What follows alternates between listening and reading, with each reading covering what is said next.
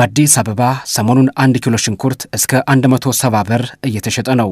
ከአዲስ አበባ ውጭ ባሉ አንዳንድ ቦታዎችም 1 ኪሎ ሽንኩርት 200 ብር መሸጡን ሰምተናል። ከዚህ ቀደም ወይንም ከወራት በፊት የ1 ኪሎ ሽንኩርት ዋጋ በመደበኛው ገበያ ከ60 እስከ 70 ብር ሲሸጥ ነበር። አሁን ላይ ከ130 እስከ 170 ብር እየተሸጠ ነው። ይህ ጭማሪ ከመደበኛው ገበያ ውጭም በቅናሽ ዋጋ ይሸጥባቸዋል በተባሉ የገበያ ማዕከላትም ጭምር በትንሹ ከ50 እስከ 60 ብር ጭማሪ አሳይቷል። በእሁድ የገበያ ማዕከላትም በአማካኝ እስከ 100 ብር ድረስ እየተሸጠ መሆኑን ተመልክተናል። ለመሆኑ የሰሞነኛው የሽንኩርት ዋጋ በዚህ ያህል ጭማሪ ያሳየበት ምክንያት ምንድን ነው? አስመጪዎችንና የሚመለከተውን መስሪያ ቤት ጠይቀናል። ያነጋገርናቸው ሽንኩርት አስመጪ ነጋዴዎች የሽንኩርት ዋጋ የጨመረበት ዋነኛ ምክንያት የምርት እጥረት ስላለ ነው ብለዋል። የምርት እጥረቱ ያጋጠመውም የመካከለኛው ምስራቅ ጦርነትን ተከትሎ የተከሰተው የነዳጅ እጥረት በአርሶ አደሮች ላይ ተጽዕኖ በማሳደሩ ጭምር እንደሆነም ነግረውናል። አንደኛ የመኪናውም ተጽዕኖ አለው። በነዳጅ እስከሆነ ድረስ የሚሰራው ይሄም አንድ ተጽዕኖ ነው። የዛ ነዳጅ እጥረት ምክንያት ምርት እንዲቀንስ አደረገው። ለምን? በአግባቡ ገበሬው ነዳጅ አላገኘም ነበር በወቅቱ ማለት ነው። ለመስኖ ስለሆነ እየተሰራ ያለው በነዳጅ እጥረት እንትኑ ወደ መድረቅ ስለሄደ ምርቱን እንዲቀንስ አደረገው። ለዛ ነው። ሌላኛው ምክንያት የመኪና እጥረት ነው። የመኪና እጥረት መኪናም ያው በነዳጅ ስለሚሰራ አሁን እንደውም እየተስተካከለ ነው። የመንገዱ ሁኔታ እንኳን ብዙም ይሄን ያክል አሁን ክፍት ነው። በየትም በኩል ክፍት ነው። አሁን ምንጃር ውስጥ አስመጣለሁ። በዛ መስመር ነው አሁን እየጫንኩ ያለሁት። ደህና ነው።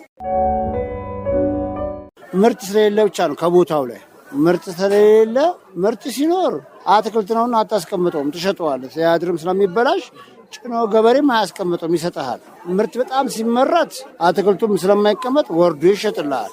ምርት ደግሞ ሲጠፋ በቃ ምንም አማራጭ ስለሌለ ከየክፍለ ሀገሩም ስለሚሻማ ነጋዴ እዚህ የሚያመጣው ከክፍለ ሀገር ሁሉም ነጋዴ በአሁኑ ሰዓት እንደ አዲስ አበባ በየቦታው ሁሉም ከፍተኛው የምርት ፍርድ ይወስዳሉ። ሁሉም ከተሞች ምንም የዛሬ ዓመት በጣም ርካሽ ነበር ሽንኩርት። የዛሬ ዓመት ርካሽ ነበር በጣም። አሁን ያችን ርካሹን ጊዜ ገበሬው ደግሞ ሂሳብ ይሰራል። እንዳልኩ የሂሳብ ሰራተኛ እንደምንሰራው ገበሬውም እርሻው ላይ የዛሬ ዓመት ርካሽ ስለነበረ ዘንድሮ አያመርተው። ወይ ወደ ስንዴ ይሄዳል ሽንኩርት ተወውና፣ ወይ ወደ ቲማቲም ይሄዳል፣ ወይ ወደ እህል ይሄዳል። ያ ስለሆነ ወቅትና ሲዝኑ የዛሬ ዓመት ርካሽ ስለነበረ ዘንድሮ አላመረተውም። ዘንድሮ ወጣ። ለዛ ነው ምርት የሚዋዥቀው የሚወጣው። እዛ የጨመረበት ብዙ ጊዜ አሁን አብዛኛውን ጊዜ ጥቅምት ወራትና ግንቦት ወራት አብዛኛውን ጊዜ አትክልት የተባለ ነገር በበሽታ ይመታል። ሁለተኛን ደግሞ እጥረት ይኖራል። ብዙ ጊዜ በቃ ጾም ሲፈታ አሁን ፋሲካ ጾም ከወጣ በኋላ የዕቃ እጥረት ይኖራል። ብዙ ገበሬ የሚያቀርበው አሁን ለጾም ብሎ ያመርትና ከጾም በኋላ ደራሽ እንጂ አይኖርም። እጥረት የገጠመው ያው አሁን አብዛኛው ሁሉም ቦታ ነው። ያው አሁን በብዛት የሚመረተው ደግሞ አሁን የጠራኋቸው ቦታዎች ናቸው።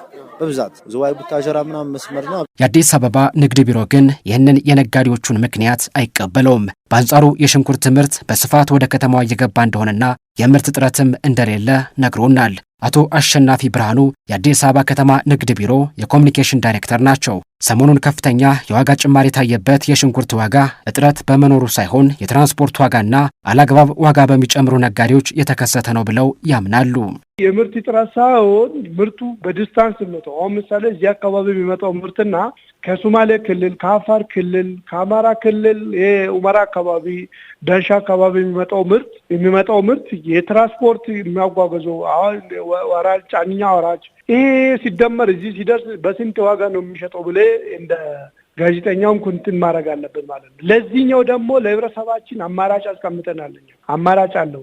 ቢሮም ነፃ ገባ ላይ ጥናት አለው። ጥናት አድርጎ እንደዚህ ውድገባና ገባ ማዕከላት ላይ ዲስካውንት ተደርጎ የግብይት ስርዓት እንዲካሄድ ነው። አሁን ነፃ ገባ ላይ በ170 ብር በ150 ብር እየተሸጠ ያለው ሽንኩርት የውድገባና ገባ ማዕከላት ላይ አንደኛ ደረጃ እነዚህ ሽንኩርቶች ትስስር ተፈጥሮ በ100 ብር ነው እየተሸጠ ያለው ማለት ነው። ስለዚህ ይሄ ስናይ ፌር ነው ማለት ይቻላል ማለት ነው። ይሄ አንደኛ ደረጃ ነው። ሁለተኛ 95 85 ተብሎ ነው በዚህኛው ሽንኩርት እየተሸጠ ያለው ማለት ነው። አጠቃላይ ጥቅል ስናይ ከተማ ላይ ያለው ምንም የምርት እጥረት የለውም ማለት ይቻላል ማለት ፈልጌ ነው። ከነዳጅ ጋር ተያይዞ ማለት የነዳጅ ጭማሪ አሁን በዚህ ሰዓት ያለው ነዳጅ ዋጋው በጣም ተረጋግቷል።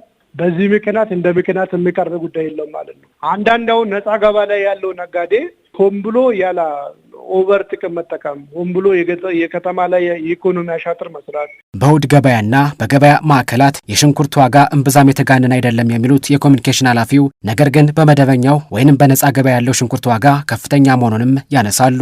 ለመሆኑ አልቀመስ ያለውን የሽንኩርት ዋጋ ማርገብ የሚቻለው እንዴት ነው?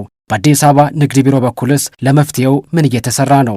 የቁጥጥር ስርዓቱ በደንብ በጥብቅ ዲሲፕሊን ነው እየተመራ ያለው። ቢሮ እርምጃ የወሰደበትና እየወሰደ ነው።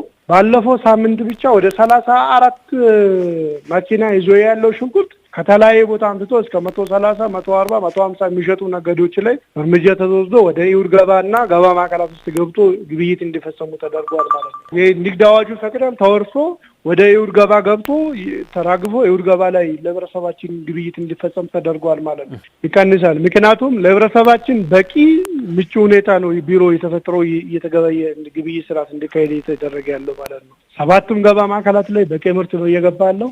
አልፎም ደግሞ 256ቱም ኢውድ ገባ ላይ በቂ ምርት ነው እየገባ ያለው። ስለዚህ ነፃ ገባ ላይ ያለው ይዞ መቀመጥ ካልሆነ ሆን ብሎ እንደፈለክም እንትን ማድረግ አይቻልም ማለት ነው። የሽንኩርት ዋጋም ሆነ የሌሎች ሸቀጦች ዋጋ በየጊዜው እንዲያሻቅብ አላግባብ ዋጋ በሚጨምሩና ምርት በሚደብቁ ነጋዴዎች ምክንያት እንደሆነ የአዲስ አበባ ንግድ ቢሮ የኮሚኒኬሽን ኃላፊው ነግረውናል። ከሰሞኑ ከፍተኛ የዋጋ ጭማሪ የታየበትን የሽንኩርት ዋጋን ለመቀነስም ቢሮ በነጋዴዎች ላይ ከፍተኛ ቁጥጥር እያደረገ በመሆኑ የሽንኩርት ዋጋ አሁን ካለው ዝቅ እንደሚልም ኃላፊው አቶ አሸናፊ ተናግረዋል።